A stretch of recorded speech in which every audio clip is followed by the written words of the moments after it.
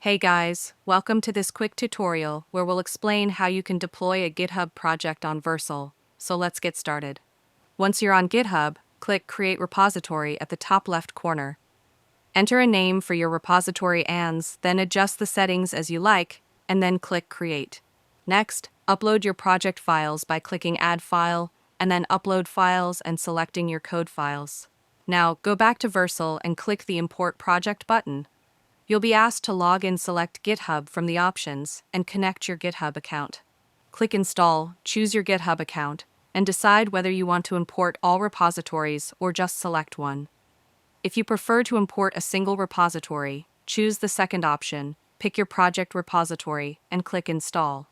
Finally, select Import, choose the appropriate framework preset for your project, and click Deploy. That's it. Your GitHub project is now deployed on Vercel. If you found this video helpful, consider giving it a like and subscribe.